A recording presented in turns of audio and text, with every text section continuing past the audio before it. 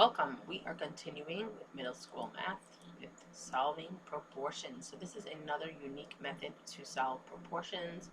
And what's great is everything is here for you, all the steps, so that eventually it will become second nature to you. These worksheets provide the visual supports to solve a proportion successfully. So here is an example of a proportion. And what we are going to do is we are going to solve using the calculator, but we are going to make sure that we understand the steps. And let me get my pen. So first we're going to look for the two numbers that are across from each other diagonally. So I see the 25 and the 160. They are across from each other because notice that the 100 is across from the x. So we're going to take the numbers that are across from each other, not the number that is across from the variable x. And in each problem, it's going to be different because the variable will be in a different place. So the first thing to do is look for the numbers that are across from each other. In this example, is the 160 and the 25. So we're going to multiply those two numbers. Those are the numbers that we're going to multiply. And it is important that you're multiplying the correct numbers and dividing the correct number. And then the number that's remaining, which in this case is the 100, that is the number that we are going to divide by. Now, if you put this into the calculator all in one sentence, sometimes it does it in the wrong order, or it just gets very confusing. So let's do this step by step. First, we're going to multiply.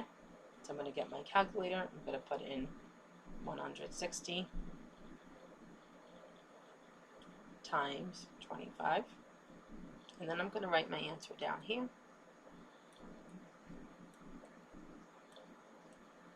And now I'm still going to divide by 100, so I'm going to bring it down here.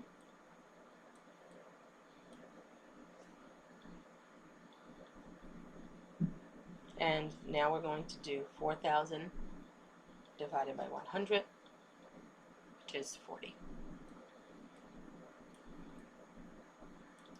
Now here, for our answer, we know that it's equal to 40. What is equal to 40? Well, our variable. So our variable here is x.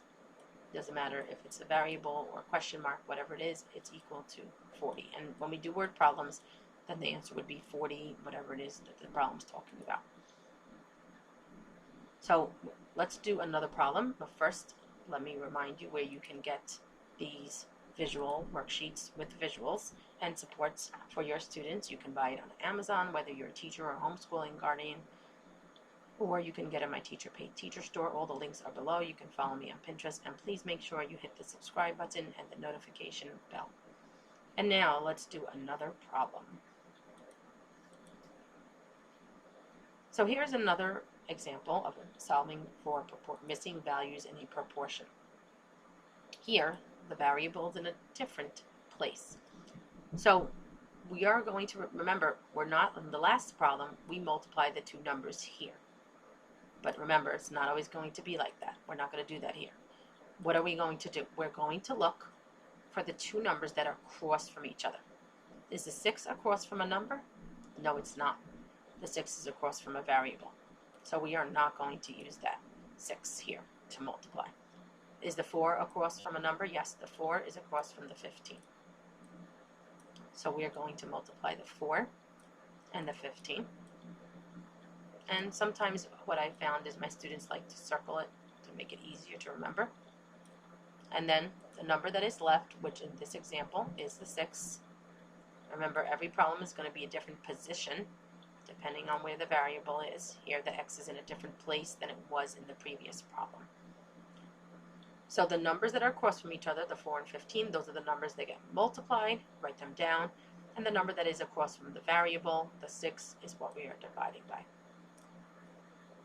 So once you have the numbers down, the correct numbers that you're multiplying, then we're going to start by multiplying. And this we're using a calculator for. We're going to write it down. And then we're still dividing by 6. You see how everything is lined up. So you can remember to bring down the numbers. It's always good in math to work top to bottom vertically. And then 60 divided by 6 is 10. And this is our answer. What is equal to 10? Our variable x is equal to 10. So I hope you found this helpful.